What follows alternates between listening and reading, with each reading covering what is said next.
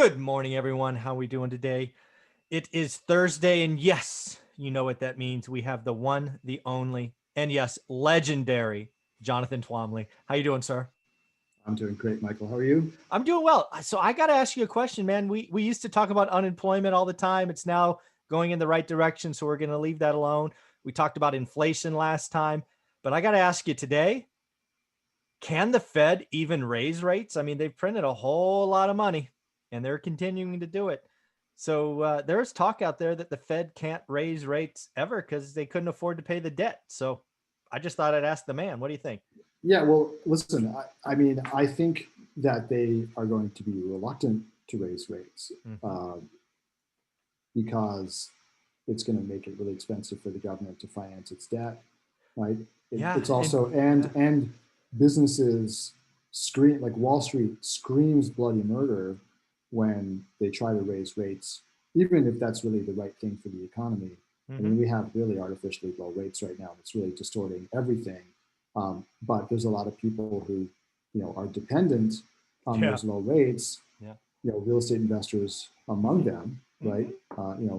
You want to ask why real estate's so expensive today? It's not because there's anything magical about it. It's because the Rates are interest ridiculously rates have been low. ridiculously low for a long time, right? And Exactly. Payments, that baby. It's payments. yeah, and that has frankly made it very difficult for people to save for retirement the way that they used to by buying bonds, Mm-hmm. that paid a decent interest rate and were very safe. Now, real estate has become your bond, right? So, and bonds don't give you any return, right? So that's um, that's why real estate's so expensive. But can the Fed raise rates? I think the question is like really more, will they have to raise rates, right? Because I think that they will, back in 2018, the Fed decided that the economy was strong enough to try to get rates back to some semblance of normality, Yep. which, if you're as old as Michael and I, you can remember, when normal interest rates were like 8%, Yeah, right? for sure. And when they went down to 6%, everybody was like, woohoo, free money, right? So, Yeah, that's crazy. but the Fed was trying to get them up to like 3 or 4%, Yeah. right? And what happened was they started raising rates, and they did it in a very methodical way. They told people what they were doing. They forecasted it for years ahead of time. There was no surprise to anyone.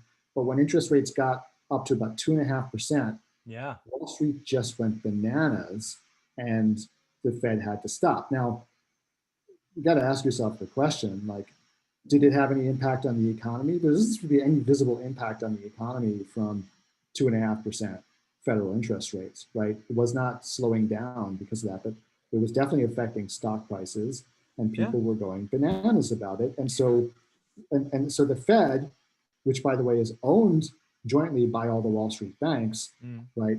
They listened to their shareholders and they lowered rates, right? So um, they may not be able to raise rates because of like who tells them what to do, but uh, I think there's a scenario in which you could see rates going up, which would be if the inflation that a lot of people are claiming is happening really gets going, the Fed is going to have no choice but to put the brakes on. And Yeah. and then Go ahead. yeah, and then the question, just I'm sorry, Okay. like I just finished the thought. Then the question really is going to be, do they do it aggressively enough to stop inflation or not? Yeah. My sense is that they're going to kind of like tap the brakes, and it's not going to be enough to do anything, and they're going to get behind, and then we're going to have then the inflation is really going to assuming that there is going to be inflation. Yeah. But if that scenario does develop, then I think the Fed is going to be behind for a while because Wall Street's going to be screaming bloody murder about them raising rates at all. Mm-hmm. And then, but then they're going to be forced to, because if we start hitting like 1970s style inflation, then it's going to, they're going to have to raise rates aggressively to stop that. Yeah. So I mean, I sort of play this all out, and part of this is because we are the reserve currency of the world. I guess, you have a lot of experience with Japan, right? You've looked at that. What was Japan's debt to GDP ratio, or maybe it still is? Is it over 100% today, or I was it believe ever? so. Yeah. Yeah, Yeah. I I think believe it so, is. right? Yeah. And they've had rates, I don't know, near zero, under one for 2 decades. Yeah. Yeah. But Part of me wonders, could we go that direction, right?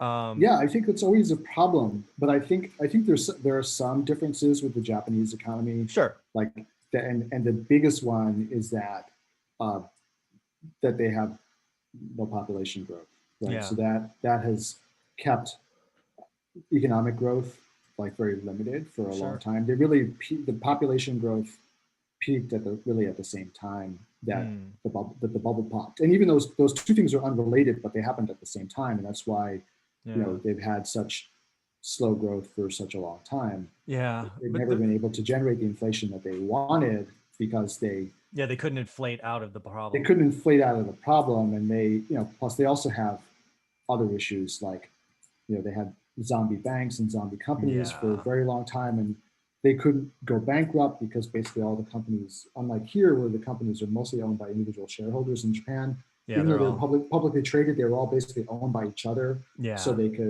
they could stop them from going bankrupt, and so you had Yeah. this problem with these zombie companies, and that really was a drag on growth, and so much debt in the economy, not just public debt but private debt. Yeah, it So was all over. But that brings me back to us. I'm thinking about, because again, one of the things that I think is a reality is interest payment, or interest on debt is non-productive. It's yes, non-productive capital. It yeah, actually sucks capital out of the system, right? It's kind of, you already spent it, now you're paying it back, and then you just has less of that for whatever else you need, new investments. And I don't know where it is, but there is some number, and maybe it's 2.5, because that kind of proved to be the mark last time. It's probably not 3.5 or 4, but there's some number lower than 5 that we just couldn't fundamentally afford, right? I don't know what it is today, but if we couldn't pay our debt payments if interest got to some number, right? And oh, by the way, just because we could pay the debt payments, the whole economy crashes, because now there's no additional productive capital going in to keep the right. system lubricated. So yeah, I think you're right. I think the Fed is going to do everything they can to talk the number down. I think they are going to be late. The one thing I agree with you on entirely is they're gonna do the tap the brakes. Yeah. And if you're going 40 and you tap the brakes, you can bring the car under control. If you're going 140, tapping the brakes really doesn't do anything. Yeah. Um, so it's yeah, next year is going to be pretty interesting, I think. Yeah. I mean, to your point about the what debt does to an economy, like when you're operating at a, with no debt or very little debt in the economy, then debt, if you add debt, it has a huge Yeah, it multiplier helped effect, multiplier right? effect. Yeah. Yeah. There's like apparently I read someplace that the every dollar of federal debt used to create $12 of economic activity. Yep. Now it's like $1 One to of one. economic. Yeah. It's like 1 to 1, and Yeah. It's so scary. because there's so much interest being paid on the debt that you're sucking so much interest out of so much dollars out of the economy just to service Yeah. the debt, and Exactly. plus there's also the corporate debt. Like this cheap interest rates have had the effect of allowing companies to load up on debt Yeah. to do unproductive stuff like buy back their own Yeah. stock, right? Stock And buybacks. Yep. yeah, it's not. It's Wall Street loves it because they love stock buybacks. They boost stock prices. Mm-hmm. It does zero for the company other than put it further in debt, Yeah. right? And then so the companies have that same problem. And the big reason why the Fed dropped interest rates to zero when COVID hit was because they were afraid that that even maintaining interest rates where they were, Yeah. that with reduced economic activity, there would be a wave of bankruptcies across the country from companies that just with a little bit of a slight decline in income would no longer be able to service their Yeah. Just debt. that hiccup, that little air gap that they thought they'd have, they wouldn't make debt payments, and then the dominoes fall, right? So I Yeah. think I think we have a lot more zombie companies now than we did a year ago. The natural cycle of culling the herd didn't happen. Uh, it will be interesting to see what happens in the And next listen, couple of years. I think it's got to happen, right? I mean, like you can't, anybody who has like, a garden knows that you like have to prune your bushes to get Yes. good growth, right? Yep. Yeah. The forests need forest fires because it clears out the underbrush and it actually makes the forest healthier. And when you have small fires, that's very healthy. The problem is when you don't allow forest fires to happen, then you get like what happened in California last year, right? Yep. Where you have massive fires Yeah. because there's so much accumulated fuel. It's kind of the same way with an economy, right? You have, if you don't allow the little recessions to happen, then you get a big crash. And we're gonna need to have like, some of these zombie companies have just got to go away. Gotta go. We've just got to like be able to deal with a couple of years of some pain. Yeah, that's where my head's at is we're going to get through this crisis, but boy, the next recession, which again, folks, business cycle is real. We will have another one. I'm like, Yeah. oh my God, what's that going to feel like? So yeah, we need to have, you know, and the really thing that sort of like the missed opportunity of 2008 was that we didn't allow that to be more of like a house cleaning, right? yeah, it could have. We stopped it. Basically turned around and did the same thing that we did before 2008, which was just pour a lot of low interest money on the fire and pump it back up again. And we didn't allow the creative destruction to really take place. Creative destruction. Yep. Very cool. Well, on that happy note, folks, we will call this episode 2, and we have a very exciting one in episode 3. There's a quote we're going to talk about that I think really talks about some of the bubbles Jonathan and I have experienced over the years. So Jonathan, where can people find you? Because there's a open today that's very important that people need to know about. Yes. So go to multifamilylaunchpad.org/join/.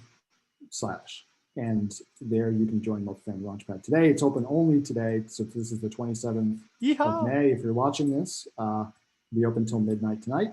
So come and join us, and then we'll be on the phone on Wednesday together. So, and if you didn't see episode 1, he is going to talk about and help you raise money. He raised $3 million in 24 hours. He really does do this stuff, folks, and he really enjoys helping people learn. So Multifamily Launchpad gets my full blessing. Go do the work, sign up, and let's have some fun.